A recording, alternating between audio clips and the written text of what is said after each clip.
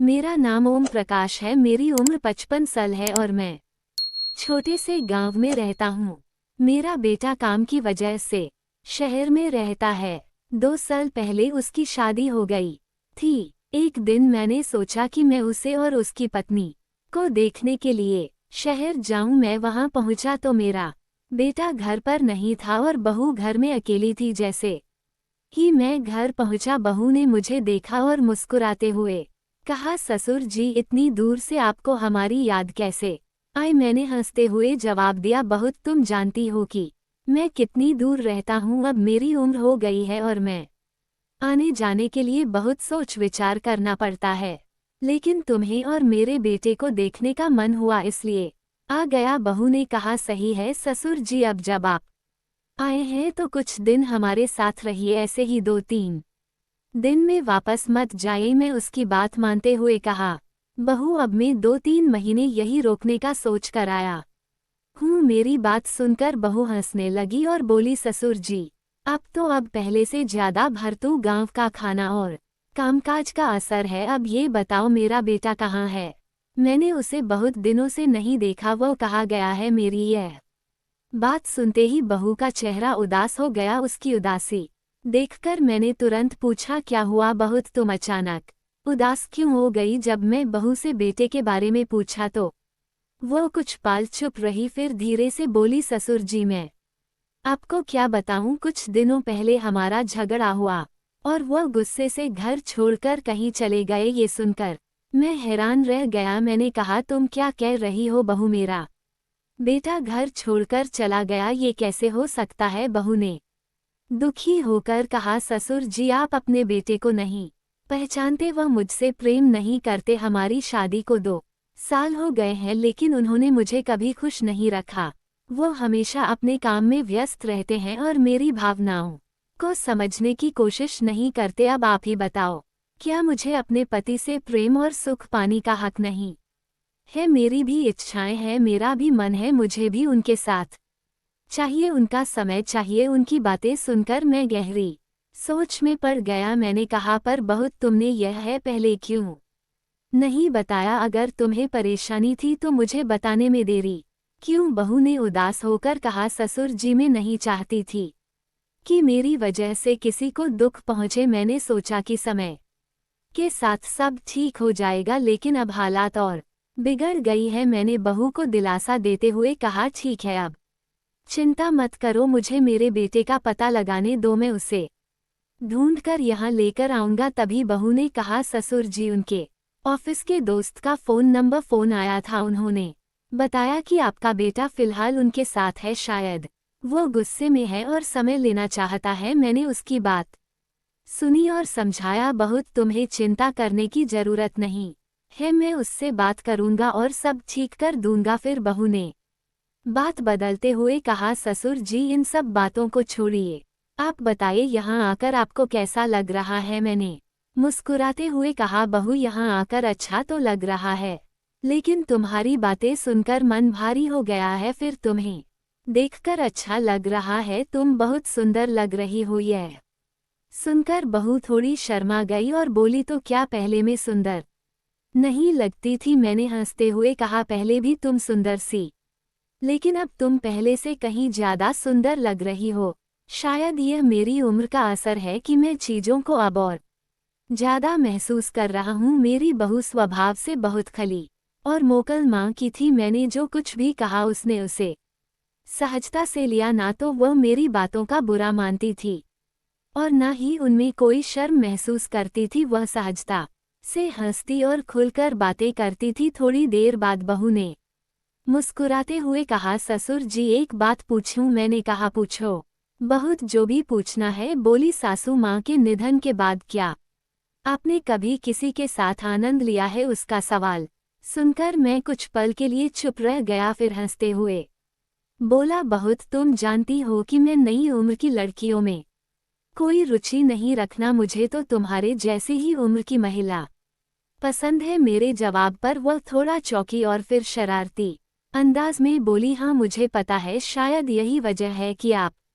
हमेशा मेरे पीछे पीछे घूमते रहते हैं। मैं मुस्कुराते हुए कहा, बहू में भले ही इतने दिनों से तुमसे दूर था, लेकिन मेरा मन हमेशा तुम्हारे ही बारे में सोचता रहता। तुम्हारी चिंता, तुम्हारी खुशी और तुम्हारी बातें सब मेरे मन में रहती थी। मेरी बात सुनकर बहू ने पहली बार हल्की सी सर में महसूस की। वाह, थोड़ी मुस्कुराए और बिना कुछ कहे वहां से चली गई। एक दिन मैं अपनी बहू के कमरे में गया। जब मैं अंदर पहुंचा तो देखा कि वह अपने लैपटॉप पर कुछ देख रही थी। वह स्क्रीन पर इतनी ध्यान से देख रही थी कि उसे मेरे कमरे में आने का आभास तक नहीं हुआ। मैंने सहजता से पूछा, बहू तुम क्या देख रही हो? मेरी आवाज सुनते ही वो चौंकी। उसने तुरंत लैपटॉप स्क्रीन बंद कर दिया और मेरी तरफ देखा। उसकी नजरों में एक हल्की झिझक थी, लेकिन उसने कुछ नहीं कहा। मैं फिर पूछा, क्या हुआ बहू, तुम इतनी ध्यान से क्या देख रही थी? लेकिन उसने सवाल को नजरअंदाज कर दिया और जानबूझकर बात को बदलने की कोशिश की। उसने कहा, ससुर जी आप यहाँ क्यों आए? कुछ चाहिए था? मैंने मुस्कुराते हुए कहा, बहुत सच कहूँ तो मुझे भूख लगी है, प्लीज कुछ खाने के लिए बना दो। वह तुरंत उठ गई और बोली, ठीक है आप बैठिए, मैं आपके लिए कुछ तैयार करती हूँ। इसके बाद वह जल्दी से कमरे से बाहर चली गई। मुझे लगा कि वह कुछ छुपाने की कोशिश कर रही थी। उसके व्यवहार में हल्की बेचैनी थी जो मुझे स्पष्ट रूप से दिख रही थी। जब बहू कमरे से बाहर गई तो मेरी जिज्ञासा बढ़ती जा रही थी। मैंने सोचा, आखिर ऐसा क्या है जो बहू इतनी गंभीरता से देख रही थी? और मेरे आने पर उसने अपनी जल्दी से लैपटॉप बंद कर दिया। मुझे खुद को रोक पाना मुश्किल लगा। मैंने धीरे से बहू का लैपटॉप चालू किया। जैसे ही स्क्रीन ऑन हुई मैं हैरान रह गया। जो कुछ मैंने स्क्रीन पर देखा उसे देखकर मेरा मन विचलित हो गया। ऐसा कुछ मैंने कभी सोचा भी नहीं था। मेरी आंखों के सामने जो धीरज से था उसने मेरे में कहीं सवाल खड़े कर दिए। अब मुझे समझ में आने लगा था कि बहू इतनी बेचैन क्यों थी और क्यों उसने लैपटॉप तुरंत बंद कर दिया। सोचकर मैं उलझन में पड़ गया कि इस विषय पर बात करना सही होगा या नहीं। इस समय मुझे बहू के पैरों की आवाज़ सुनाई दी। वह वापस कमरे में आ रही थी।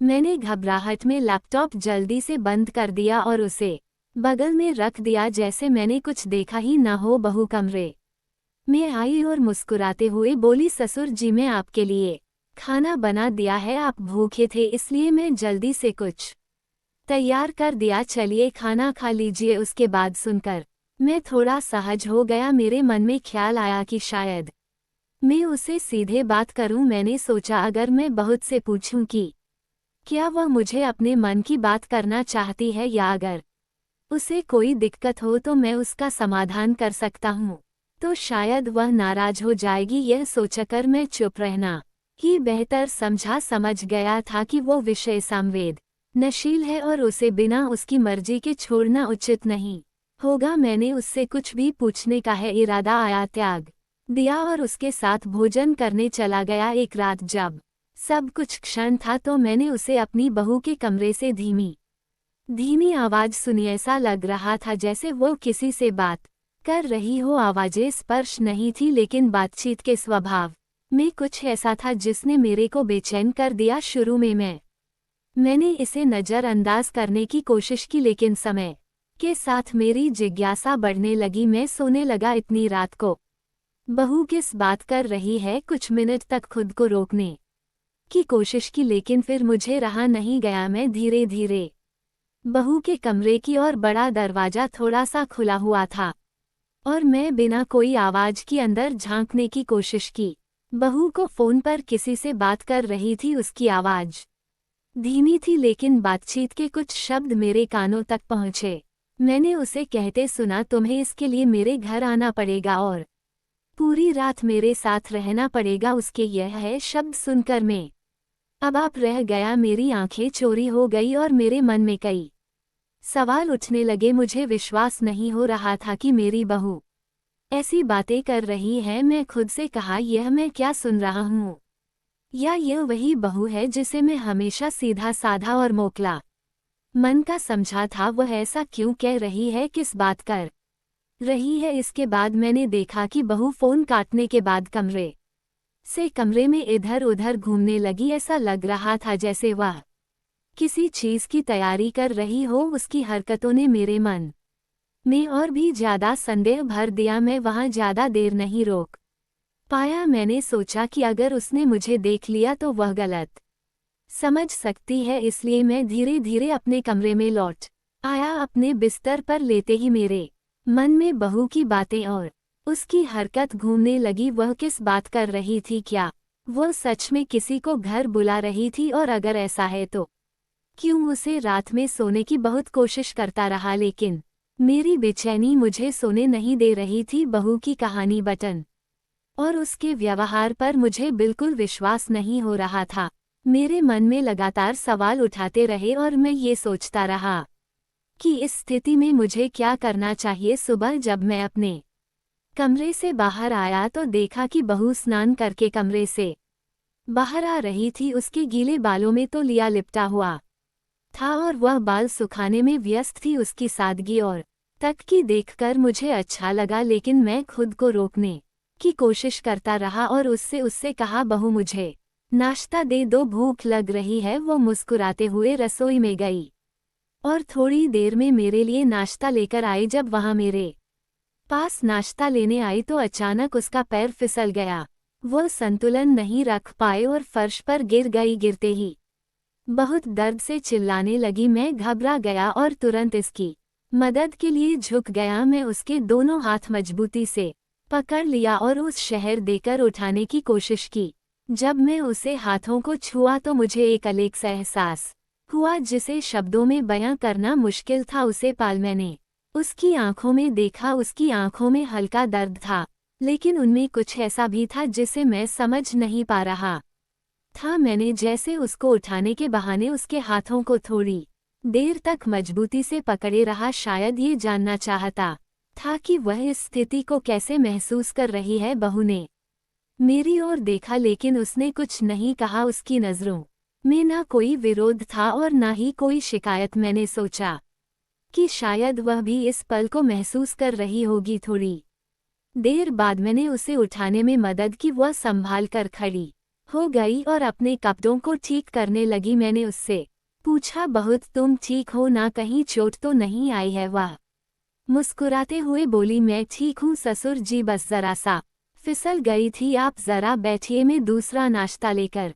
आता हूँ। इसके बाद वह वापस रसोई की ओर चली गई और ने हाल में बैठा था। तभी मैंने देखा कि वह मेरी ओर तिरछी नज़र से हंस रही थी। अब मुझे भी बहू के बारे में ऐसे विचार आने लगे थे, लेकिन फिर मैंने सोचा कि हमारे बीच जो रिश्ता है उसे मैं बदनाम नहीं होने दूंगा। इसके बाद मैंने उसे घटना को वहीं भुला दिया। नाश्ता करने के बाद मैं अपने कमरे में चला गया और अपने कमरे में आराम कर रहा था और गहरी नींद में था। तभी अचानक मुझे ऐसा महसूस हुआ जैसे कोई मेरे सिर पर धीरे धीरे हाथ फेर रहा हो। ये स्पर्श बेहद कोमल और स्नेहपूर्ण था, जिससे मेरी नींद टूट गई। मैं तुरंत उठकर बैठ गया और चारों तरफ देखने लगा। मेरे सामने बहू बैठी थी। वह शांत और स्नेह भरी नज़रों से मुझे देख रही थी। उसके हाथ अभी भी मेरे सिर पर थे। मैं थोड़ा चौंकर पूछा, बहुत तुम यहाँ इस समय? क्या हुआ? बहू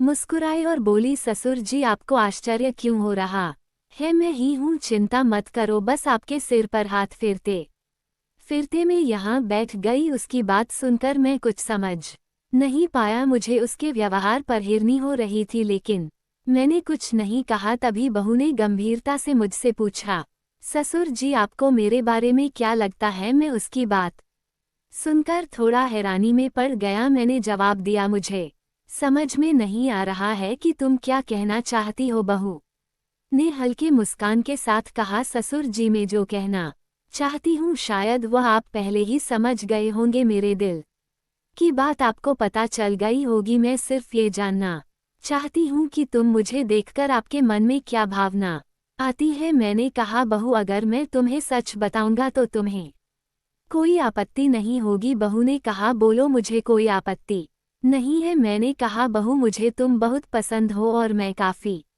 दिनों से तुम्हारे बारे में सोच रहा था। बहू ने पूछा, तुम अब तक किसका इंतजार कर रहे हो? मैंने कहा, हमारा एक पवित्र रिश्ता है ससुर और बहू का, और मैं नहीं चाहता कि यह बदनाम हो मेरे ये बोलने पर बहू हंसने लगी और बोले, ससुर जी आप ही मुझे खुशी दे सकते हैं। तब मैंने कहा बहू, ये सही मौका है। फिर मैंने बहू को गले लगा लिया और कहा अब और सहन नहीं होता, चलो जल्दी हम आनंद लेते हैं। और फिर हमने उसे रात 3-4 बार आनंद लिया। उसे दिन तुम अपने लैपटॉप के साथ अपने कमरे में बैठी थी और जब तुम नाश्ता बनाने के लिए रसोई में गई तब मैं तुम्हारा लैपटॉप में जो देखा उसे मुझे ये है समझ में आया कि जो खुशी तुम्हें चाहिए वह मैं तुम्हें दे सकता हूँ, इसलिए मैंने आज इस सही मौके का फ़ायदा उठाकर तुम्हें खुशी दी। फिर बहू ने कहा, ससुर जी जब आपका बेटा मुझे छोड़ कर गया था तब मुझे बहुत सारी आर्थिक समस्याओं का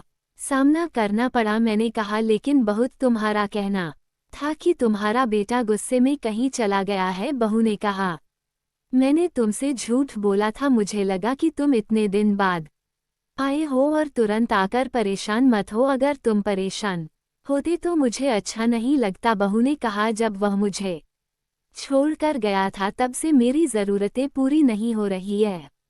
सुनकर वह उदास हो गया। मैंने कहा, बहुत तुम उदास मत हो, जब तक मेरा बेटा तुम्हारी ज़रूरत है पूरी नहीं कर सकता तब तक मैं तुम्हारी सारी ज़रूरतें पूरी करूँगा। ये सुनकर बहू के चेहरे पर मुस्कान आ गई। उसके बाद वह नाश्ता बनाने किचन में चली गई। मैं बहू के घर में 5 महीने रहा और 8 महीने में रोज उसके साथ समय बिताया। तो दोस्तों, आपको एक कहानी सुनकर बहुत अच्छा लगा होगा तो कमेंट से बॉक्स में हमें बताएं कैसी लगी आपको ये कहानी। अच्छी लगी हो तो हमारे चैनल को सब्सक्राइब कर दे, बेल आइकन दबाना ना भूले। ऐसे ही कहानी आपके लिए हम लाते रहेंगे। मिलते हैं आपसे ऐसे ही कहानी के साथ अगली वीडियो में। धन्यवाद।